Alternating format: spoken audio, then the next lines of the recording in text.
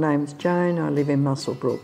I'm 73 and I've been a member of the Catering Brigade now since it started in Muswellbrook, about 10 years. Prior to that I was a member of the Widden Valley Fire Brigade. 54 years this year.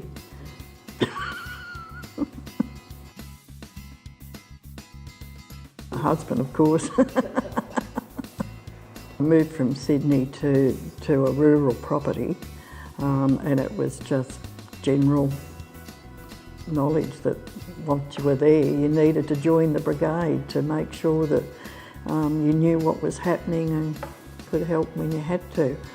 Did my basic and also was secretary for a number of years. So then when we retired and moved to town, I just transferred to the Catering Brigade.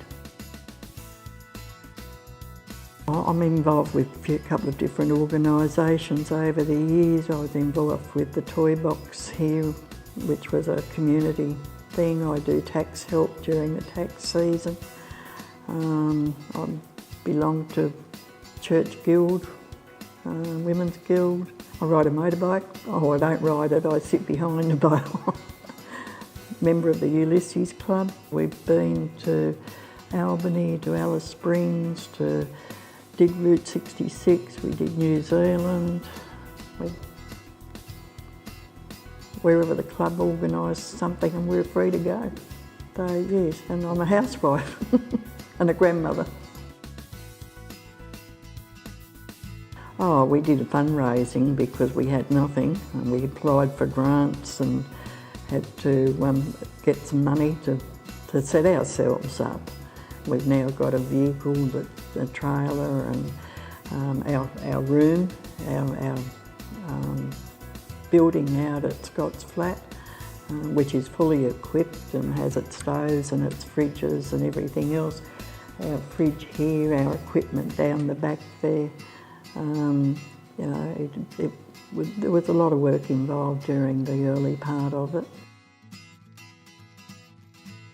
Well, when we moved to town, I wasn't about to go fighting fires, and the catering came up. And yes, you go out, and when you've got a whole group of very dirty, tired fellows come down a mountainside, and you give them some cold watermelon or something to eat, you know,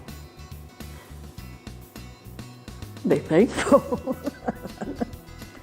Well, they do need it. We've been out to fires at 2 o'clock in the morning, 3 o'clock in the morning on a cold night, and I've brought out a box of biscuits and chocolate bars and things, and some of them have gone ecstatic because, oh, we've got a sugar hit. So they've needed that something because they've been tired, they've been cold and wet. So they've had their coffee, they've had their chocolate bar and they're ready to go again. With the catering, we've had a couple of really big fires. We had one out in the Denman area a couple of years back where it was exhausting, and we were some days doing breakfast, lunch and dinner for them. And for night time, there was a lot of mileage to be covered to deliver the meals out. And we were out in the fire grounds then to deliver the meals. So that was probably the most tiring and exhausting period I've had.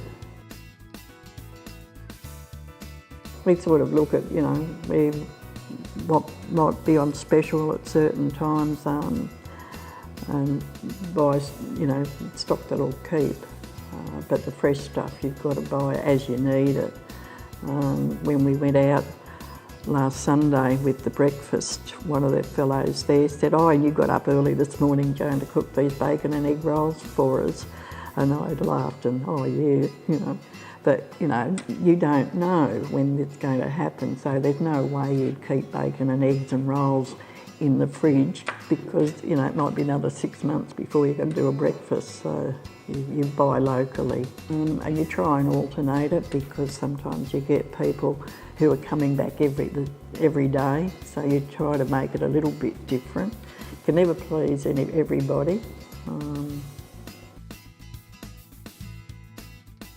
If they haven't got probably the stamina or the time to be fighting fires, but want to help in those situations, because with catering, somebody can give part of a day. They can come in and do, you know, a couple of hours and then go home.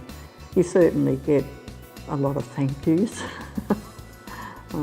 You know, people are very thankful and grateful and appreciative of what you do. Do your bit.